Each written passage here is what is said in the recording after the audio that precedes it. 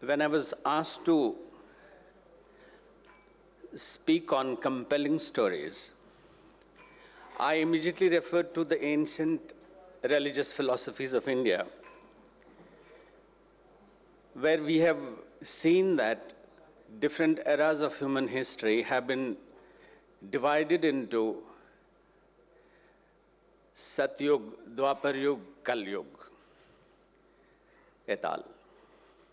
What does all this mean? It means that there was an era when truth was respected and stories were embedded and woven in a manner that only truth was disseminated.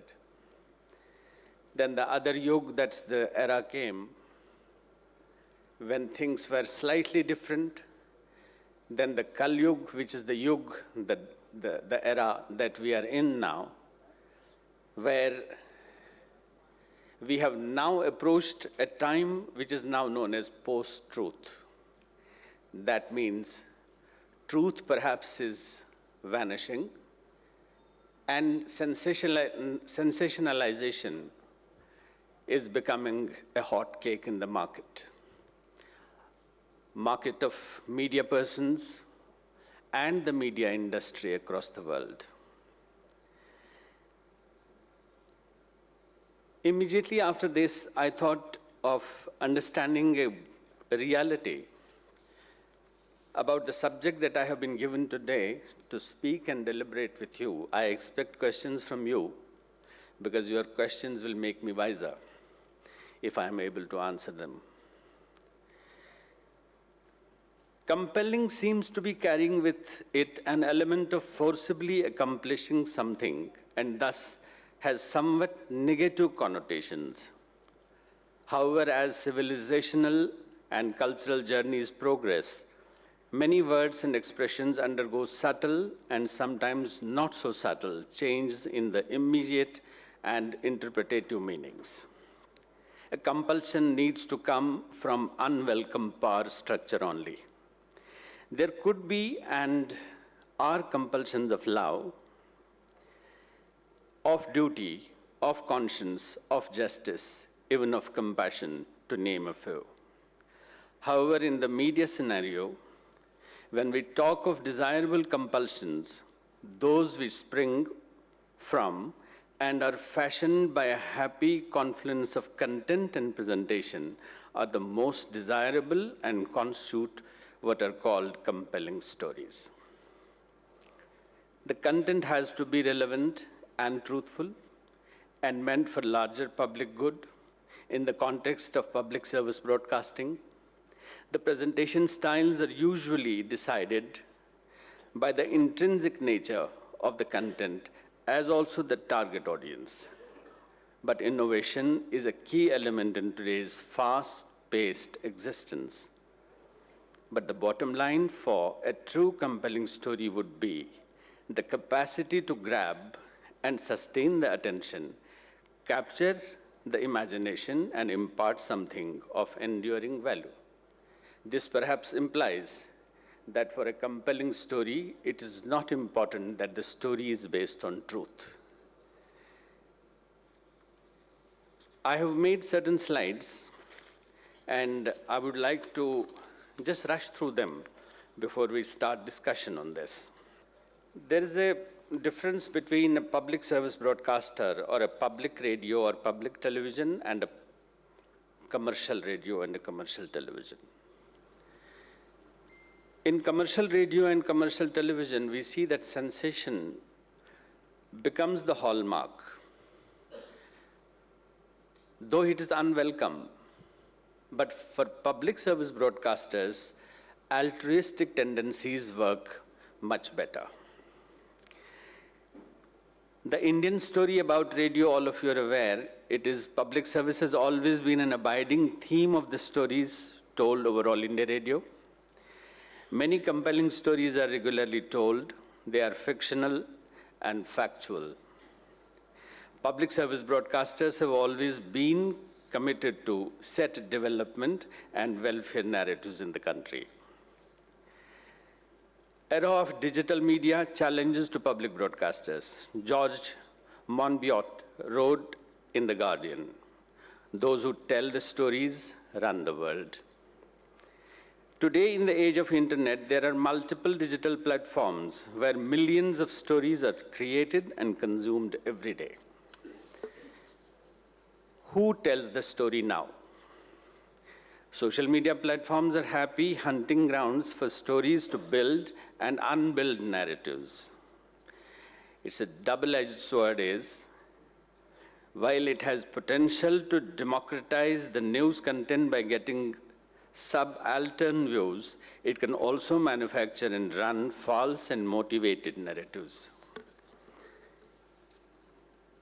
C.P. Snow, you must have seen and read, he said, comment is free, but facts are sacred. Infotainment is freely bouncing off satellites into homes with unfettered freedom. A viewer is baffled by this blitzkrieg and doesn't know what to trust. Does the alternate social media represent vox populi and carry greater conviction? Can the content that people at large tend to post on this platform with reckless abundance be ignored altogether? These are the questions, and I think at the end of the session, we need to pass a resolution as to what line is to be adopted, at least by public service broadcasters, because I understand most of us here, we are public service broadcasters, altruistic by our mandate and not hedonistic. Media has the capability of manipulating the minds of people through biased reporting of men and matters. When political outfits overtly or covertly operate television or radio channels, the inherent danger is partisan outlook. In a market-driven broadcasting system, with increasing emphasis on high ratings and quick pickings, one is not unduly concerned about the credibility. A major challenge is setting reasonable boundaries for telling stories without impinging on freedom of speech and expression. A public service broadcaster needs to be conscious of the fact that development stories it carries to be creditable should capture the ground realities. When the strings of the purse of a broadcasting organization is controlled by extraneous forces, chances often are that it may turn into a covert mouthpiece, which eventually becomes altar for truth. Most of the nations in the region have experienced this at some point of their history. In democracies, coverage of the political theater is a major thrill for all forms of media. Audience look forward to coverage of events and analysis totally devoid of bias. Often in a TRP-driven situation, 24/7 television channels dish out sensational, uncorroborated, manufactured, and motivated content. I'm raising these points because we need to discuss them so that we arrive at a conclusion as to what do we do in the days ahead. In a civilized society, there are accepted canons of decorum, decency, discipline, and dignity. There are reasonable restrictions to deal with sedition, defamation, contempt of court, morality, decency, and security of the state. Overwhelming weight of the judicial opinion in India has been against any attempt to interfere with the freedom of media through the instrumentality of censorship. Social media is known to have the power to trigger social movements for a lofty cause. It can also be used, unfortunately, to sully reputations, but today it cannot be ignored. If mainstream media do not zealously guard their freedom and remain credible through independent and intrepid reporting, social media may push it to the margin by their sexed up content. Now is the second part of what I have to speak, that is post-truth.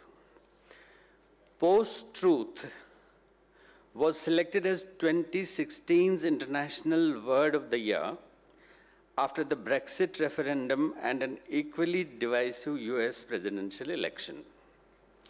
The Oxford Dictionary, as all of you know, it defines post-truth as relating to or denoting circumstances in which objective facts are less influential in shaping public opinion than appeals to emotion and personal belief.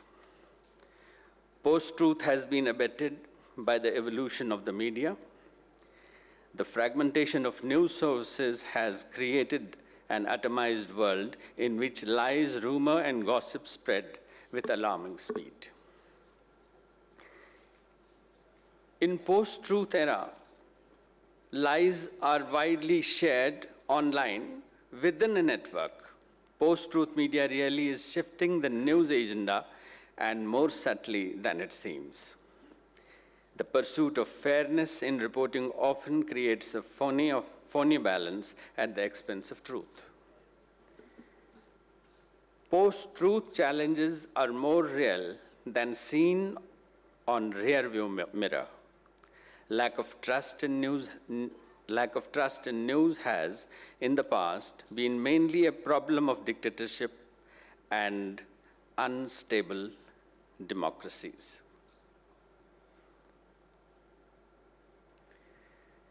Unfortunately, it's no longer so. Brexit and US presidential elections stand testimonies to this. Now it touches every society, political system, and country. It has touched the Indian shores too. This crisis is all pervading. World over, the biggest asset for public broadcasters, mainstream media, has been the trust people repose in them. Mainstream media thus always sees itself as the definer of what's true and what's propaganda. In the era of post-factualism that has dissipated in a fog of self-delusion, making people's trust the greatest casualty. With its ever-increasing penetration, social media now plays a crucial role in winning the hearts and minds of voters in the region. Paid trolls, fallacious reasoning, and propaganda gimmicks on Facebook, Twitter, WhatsApp, etc. are ruling the roost, exceptions notwithstanding. Traditional media, particularly those in the business of serious storytelling, are constantly pushed to the margin. In the post-truth era, exciting currents of social media threaten dissemination of truth. Mainstream media faces this challenge on two fronts, from outside and from within. How to overcome this crisis of faith? President Obama once observed, "Today's story ecosystem means everything is true and nothing is true," unquote. The biggest challenge it poses is to the public service broadcasters. This is very important. Loss of trust on public service broadcasting can create endemic problems of governance and delivery. Once UN Secretary General said, "The onus lies on the political leadership to take lead to restore faith on mainstream media by not manipulating them for petty gains." We need leadership to defend a free media. We need everyone to stand for our right to truth. Mainstream media should not deprecate adventurism for the sake of populism, should have the courage of conviction to stand up to the power and not allow itself to be used as a platform for spreading falsehood or fake news in a post-truth era.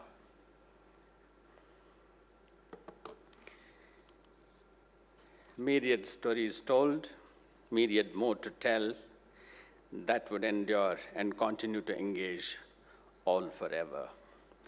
Thank you.